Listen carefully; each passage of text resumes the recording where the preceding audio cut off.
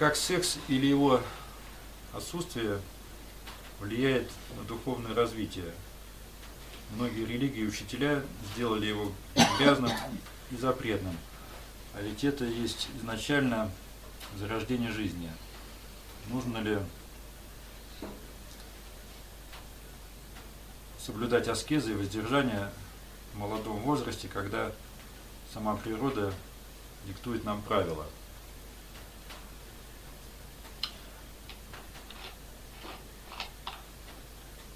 Но опять-таки вот эти аскезы, да, то есть и то, что говорят, что через аскезы можно там достичь каких-то определенных состояний. В принципе, да, это можно. Но опять-таки какой-то старый дедушка, да, то есть сидел там, ему уже там все это неинтересно, и он достиг какого-то состояния. И он мог связать это с тем, что да, у меня в это время не было никакого секса, и я получил это благодаря отказу от него. Ну, он, может быть, старенький был, здоровье такое слабое. Вот. У молодых людей, конечно, все совершенно иначе. И опять-таки, вот как огонь, да, плохой или хороший. То есть зажечь свечку можно осветить, обогреть, там, сделать антураж какой-то, а можно спалить все нахрен. И также секс. То есть как его использовать? Да, природа нам его заложила как инструмент продолжения рода. Но она поступила очень хитро, коварно.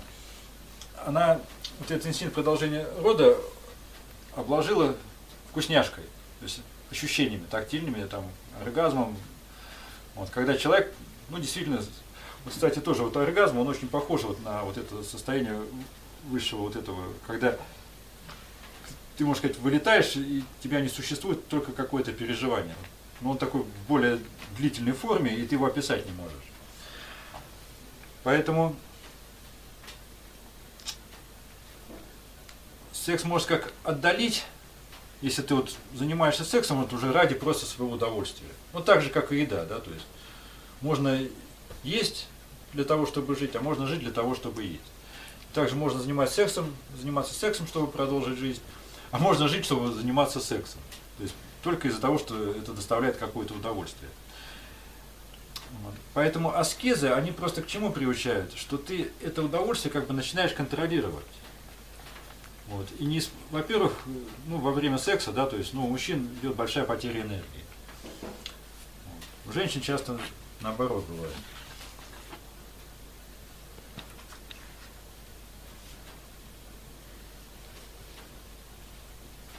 Если ты его используешь просто как инструмент наслаждения, вот как тоже вино, да, его можно в причастии использовать, вот. А можно, извините, стаканами глушить только от того, что там какое-то состояние.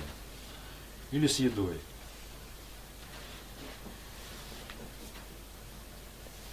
Но опять-таки, эти аскезы к чему могут привести, да, то есть, вот есть такой фильм интересный, «Сансара», может быть, кто-то смотрел, старый фильм.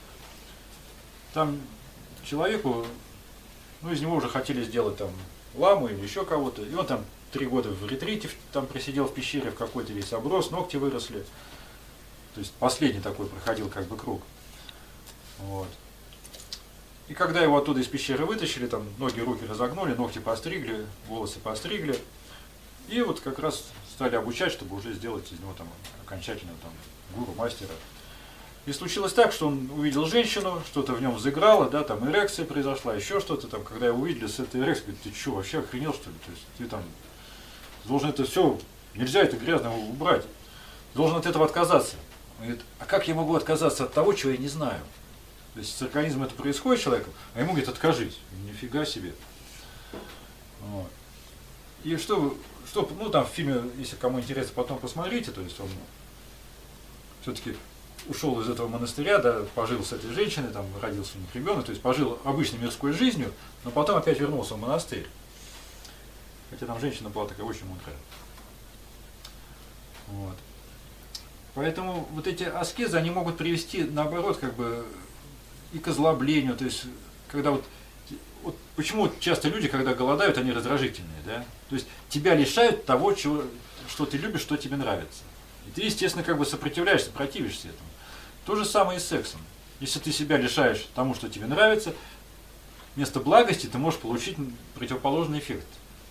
Только больше раздражаться, больше злиться, и духовности тут к этому вообще не имеет никакого отношения. Тем более в молодом возрасте. То есть вы же познаете, как вот ребенок познает мир через все, да, так же и люди через это, можно сказать, познают и мир, и тела, и противоположный пол.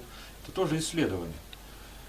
Но часто то, что называется, подсаживаются. Ну, как на наркотики подсаживаются. Многие же подсажены на секс просто. Ну, это все, наверное, знают. И, может, по себе, и еще как-то. Вот, особенно это так мужчин касается. И более того, вот опять тоже интересно, я вот как бы все это говорю, а сейчас так назад чуть-чуть открутил. И просто вспомнил, что вот когда я ходил на ретриты, вот на все, на вот эти, пока у меня башка была забита сексом, да, у меня ничего не получалось. Отвлекало просто, тупо отвлекало. Вот. Потом я как-то это увидел, что я сижу медитирую, а там куча теток, красивых, симпатичных, и вот сидишь там медитируешь, ага. Вот. И вот пока у меня внимание туда было направлено, ничего не было. И когда я это увидел, говорит, ага, вот для меня это как бы был звоночек. Как только он зазвенит, какая-то сексуальность, говорит, так, подожди. То есть я как бы сам для себя делал эту аскезу, но я как раз видя, что она мне просто на данный момент, она меня отвлекает, она меня мешает. Вот. Это не говорит о том, что это полностью надо от этого исключать, да, как многие там брахмачари начинают полностью. Вот. Но на какой-то момент жизни, да, вот как пост, да, чтобы достичь каких-то состояний, то есть мы начинаем поститься. Да и у вас-то здесь пост, извините, вы от телефонов лишились, друзей лишились, там, обычного образа жизни лишились, то есть у вас тоже такая аскеза, можно сказать. Потому что для вас жизнь это тоже секс, вы тоже через жизнь, через то получаете, вы через телефоны получаете удовольствие, через еду, через общение, контакты, странички социальные, или как они там называются. То есть, но чтобы понять себя, как-то осознать вот эту жизнь, то есть надо на какое-то время этого лишиться.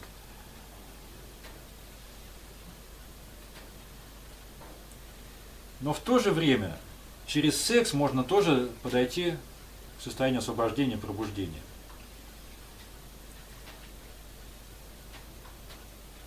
Ведь что такое тантра, да, вот во многих, ну, сейчас особенно в современном мире, то есть ее так немножко опорочили. Вот. На самом деле это вот переплетение, то есть там тантра даже каким-то образом переводится как ткацкий станок. Что такое ткацкий станок, да, то есть нити переплетаются. Получается полотно. То есть из мужского и женского при переплетении, да, получается что-то совершенно другое.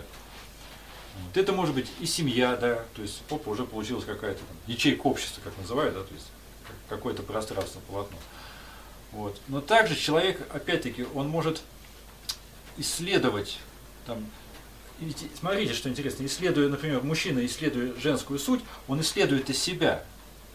Как он проявляется в этом. То же самое и женщина. Да? То есть мы вроде как бы через кого-то, через вот эти вкусняшки, ощущения, вот, начинаем вот эти исследования. А ведь там такие моменты очень тонкие, да? То есть ты возбужден, то есть у тебя ты такой очень чувствительный становишься. Вот. Каждое прикосновение, оно там таким взрывом просто происходит.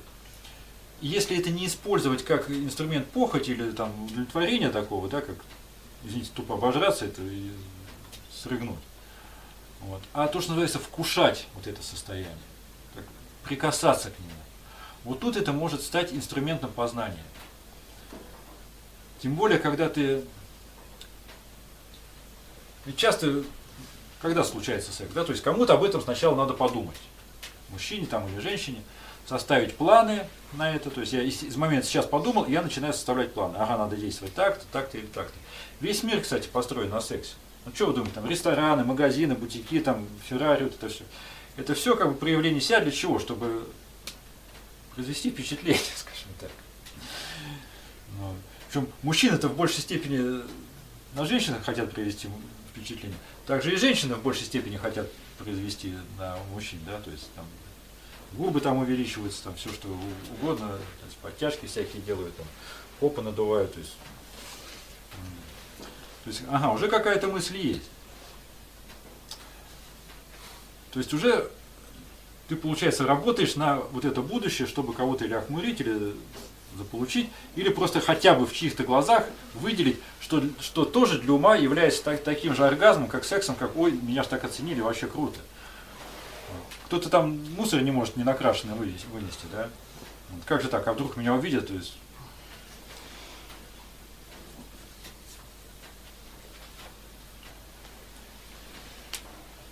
Но в принципе природа все создала очень красиво и гармонично. Но человек вот любит все гипертрофировать, увеличивать. Ведь опять-таки, вот сейчас в современном мире, взять тот же самый секс, который идет для продолжения рода, во что его превратили? Извиняюсь, в извращение.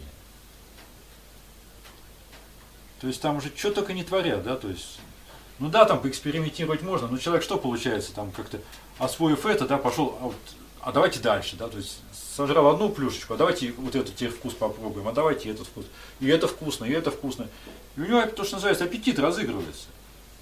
И разыгрался аппетит, на что, то есть он уже там не гурман, он уже извращенец, просто он и этого хочу, и этого там, уже там мужчина с мужчинами, женщина с женщинами, там, с детьми, там, ну это вообще как бы, это природой как бы не было задумано, это уже, хотя в природе там тоже есть кое-какие извращения, но там они больше в социуме, в статусном таком проявлении возникают. Вот. Но если ты через этот так называемый секс соединяешься с женщиной, ты можешь вот из этой двойственности попасть в состояние единства. Потому что происходит две противоположности, сливаются в одно целое. Но часто это почему не происходит? Потому что каждый или озабочен своим «я хочу получить удовольствие», ну, как правило, да? Вот. Или же я хочу себя как-то проявить и доставить другому удовольствие. Что, в общем-то, то же самое, потому что я через это также доставляю себе удовольствие. Доставляя кому-то удовольствие, я удовольствие, потому что я такой крутой мачо, и я такая там шикарная любовница. Вот. Поэтому получается, то есть, да, как природное явление есть, но так, мы вносим туда сплошную фальшь. Или мы просто хотим удовлетворить свою похоть, извиняюсь, или как-то возвыситься. Ну, у меня нет Феррари, буду шикарным любовником, это проще, там, пока молодой, это возможно. Но когда вы вот это все откидываете, и происходит это даже на каких-то буквально тонких планах, иногда даже, в принципе, касаться не надо, то есть вы просто вот рядом находитесь, и там такое начинается, вот, ведь как обычно мужчина, женщина часто знакомятся, вот флюиды, да, то есть импульс так, хоп, феромоны, то есть какой-то запаховый оттенок там пошел, еще что-то, вибрации, и тинь. То есть природа сама эти как бы пазлы начинает складывать, тинь, ага, подойдет, вот это точно не подойдет, а вот это вроде подойдет, и начинается заинтересованность. Но это природой заложено. Мы эти феромоны нафиг или откинули, или усилили там духами, или еще чем-то, вот опять-таки духи, то есть привлечь внимание.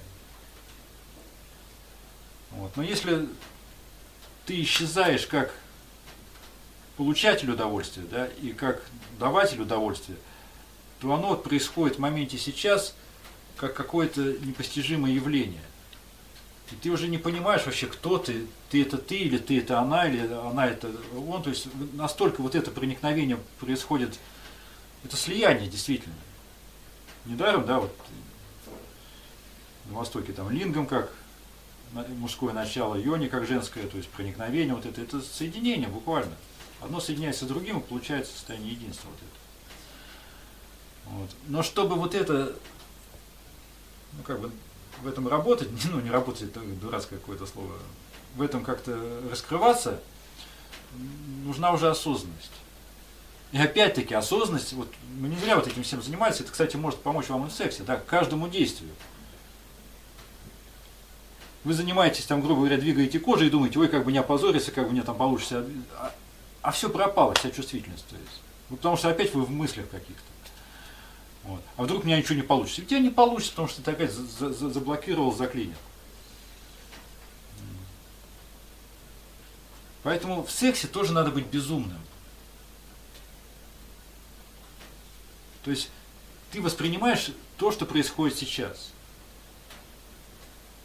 Какое-то прикосновение. Вот сейчас вот вы когда это самое, сидели, да, вот, через тактильное ощущение. То есть вы познавали мир, то есть глаза закрыты, вы там через того, кто познавал через эти руки, да, взаимодействовали с этим миром. Не как рука, я трогаю руками, да, вот, это трогает то, что воспринимает через эту руку. Так вы через эти же руки, через секс обычно как бы сначала идет через кожные покровы, да, то есть потом уже там все остальное. То есть и вот то, что в мужчине и в женщине, оно как бы вот через это все начинает соединяться. А все остальное инструмент. И вот если вы как бы понимаете, да, инструменты работают, но соединяется это не инструмент, соединяется вот это, то, что вроде как противоположное, но оно всегда было единым. Просто чтобы этот мир проявлялся, разделилось. Там одна хромосома, все, поменялся. То есть плод один, то есть уже то так, то эдак. Поэтому секс можно часто использовать и в своем внутреннем продвижении духовном. Но опять-таки, ну это как в любом деле, это надо учиться и все делать осознанно. С чего мы тут начали, да, то есть это все можно в любой области действия, жизни можете это все использовать. Ну а в сексе сам Бог велел. Причем более того, это... И опять, что интересно, когда вот это не планируется. Оно просто бывает случается. У тебя там может год-два не быть секса, а вдруг он как-то случается. Вот. Но опять он говорит, нет, там ты не должен этого делать. Там. Почему? То есть он происходит, то есть что-то вас как бы столкнуло, какая-то высшая сила. Вот. И происходит вот это соединение. Но оно не для удовлетворения вот какой-то похоти, да, а вот действительно как познание себя.